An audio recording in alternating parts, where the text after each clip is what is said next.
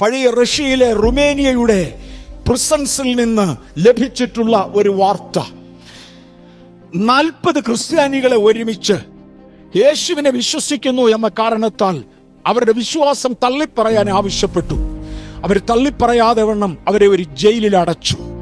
ഒരു ദിവസമായപ്പോൾ അവിടുത്തെ രാജ്യം തീരുമാനിച്ചു ഈ 40 പേരെ തണുത്ത മഞ്ഞ് വീഴുന്ന രാത്രിയിൽ വെളിയിലിറക്കി നിർത്തി തണുപ്പിച്ചു കൊല്ലാം.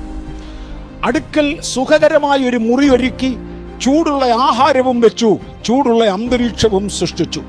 ഈ 40 പേരോട് പറഞ്ഞു, നിങ്ങളെ ഇപ്പോൾ തണുപ്പിക്കാൻ വേണ്ടി തന്റെ തണുപ്പത്തോട്ട് ഇറക്കി നിർത്തുക. ആരെങ്കിലും യേശുവിനെ തള്ളിപ്പറയുന്നുവെങ്കിൽ, മതവിചാരങ്ങൾ ഒഴിവാക്കുന്നുവെങ്കിൽ നിങ്ങൾക്ക് വരാം, നിങ്ങൾക്ക് ഈ ചൂടുള്ള മുറിക്കകത്തിരിക്കാം, നിങ്ങളെ ആരും ഉപദ്രവിക്കത്തില്ല. നിങ്ങൾ പഴയ കാലങ്ങളിൽ വിശ്വസിച്ചത് നിങ്ങളോട് ക്ഷമിച്ചു. അതുകൊണ്ട് ആരെങ്കിലും തള്ളിപ്പറയുന്നെങ്കിൽ അവർക്ക് ജീവിക്കാം, തള്ളിപ്പറയുന്നില്ലെങ്കിൽ നിങ്ങൾ മരിക്കും നിശ്ചയം എന്ന് പറഞ്ഞ് 40 പേരെ തെണ്ട വെളിയിലേക്ക് ഇറക്കി നിർത്തി. ഞാൻ ഇതിനു മുമ്പ് ഇവിടെ പറഞ്ഞിട്ടുള്ള ഉദാഹരണമാണ്, ഒന്നും കൂടെ ആവർത്തിക്കുക, കേൾക്കാത്തവർ കേൾക്കാൻ. കുറച്ചു സമയം കഴിഞ്ഞപ്പോൾ ഒരുത്തൻ ഓർത്തു, മനസ്സിലേശുവിനെ അങ്ങ് ഓർത്തുകൊണ്ട് പുറമെ അങ്ങ് തള്ളി എന്ന് പറഞ്ഞാൽ, കാര്യം തണുത്തിട്ട് അസ്ഥി പോച്ചുന്നു, ഞാൻ ഇപ്പൊ താഴെ വീഴും, ഇനി വീണാ പിന്നെ എഴുന്നേക്കത്തില്ല, അതുകൊണ്ട് മനസ്സിൽ മാത്രം യേശു ഇരുന്നോട്ടെ, പുറമെ തള്ളിപ്പറയുന്നു എന്നങ്ങ് പറഞ്ഞേച്ചു. ഞാൻ അങ്ങ് കയറി സുഖമായി ഇരിക്കാമെന്ന് കണ്ട് അവൻ പതുക്കെ നിന്നു. കുറച്ചു നേരം ഒന്ന് ചിന്തിച്ച്, കർത്താവേ, ഏതായാലും ഞാൻ വെറുതെ ചത്തിട്ട് അങ്ങേക്ക് എന്ത് പ്രയോജനം, എനിക്കെന്ത് ഗുണം, എൻ്റെ കുടുംബത്തിന് എന്ത് ഗുണം, യേശുവിനെ ഞാൻ ഒരിക്കലും എൻ്റെ ഹൃദയത്തിൽ നിന്ന് കളയത്തില്ല, എൻ്റെ അകത്ത് യേശു എന്നുള്ള ചിന്തയാണ്. പക്ഷെ തൽക്കാലം ഞാൻ ഇവരുടെ മുമ്പിൽ വാഗൊണ്ട് ചുമ്മാ ഒന്ന് പറയാൻ പോകാം, ഞാൻ യേശുവിനെ തള്ളിപ്പറയുന്നു എന്ന്.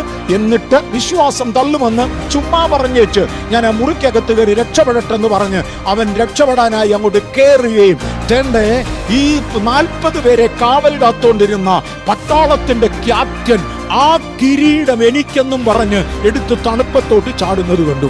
ആ കിരീടം എനിക്ക് എന്ന് പറഞ്ഞ് തണുപ്പത്തോട്ട് എടുത്തു ചാടി. ഇവനങ്ങ് അകത്ത് കയറിപ്പോയി. ക്യാപ്റ്റൻ തന്റെ തണുപ്പത്തോട്ട് ഇറങ്ങി നിന്നു. ആളുകൾ ക്യാപ്റ്റനോട് ചോദിച്ചു, എന്താന്ന് ചോദിച്ചപ്പോൾ പറഞ്ഞു, ഞാനൊരു കാഴ്ച കണ്ടുകൊണ്ടിരിക്കുകയായിരുന്നു. ഒരു 40 കിരീടങ്ങൾ സ്വർഗത്തിൽ നിന്ന് പതുക്കെ ഇറങ്ങി വരുന്ന കാഴ്ച ഞാൻ കണ്ടു.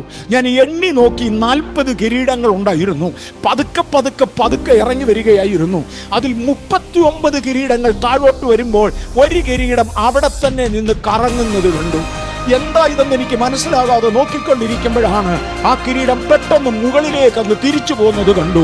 അന്നേരത്താ കണ്ടത് ഒരുത്തൻ യേശുവിനെ തള്ളാൻ തീരുമാനിച്ച് ചൂടുള്ള മുറിയിലേക്ക് ഓടിക്കേറുന്നത്. ക്യാപ്റ്റൻ പറഞ്ഞു, ആ കിരീടം എനിക്ക്, ആ 40ാമത്തെ കിരീടം, ആ കറങ്ങുന്ന കിരീടം അത് എനിക്ക് വേണമെന്ന് പറഞ്ഞുകൊണ്ട് ഇറങ്ങി വരുന്ന കാഴ്ച കണ്ടു.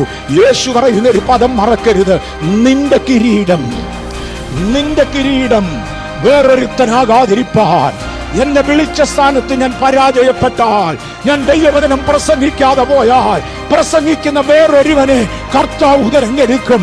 ഞാൻ വിശുദ്ധിയെ കുറിച്ച് പറയാതിരുന്നാൽ പറയുന്ന വേറൊരുവനെ ദൈവം തിരഞ്ഞെടുക്കും.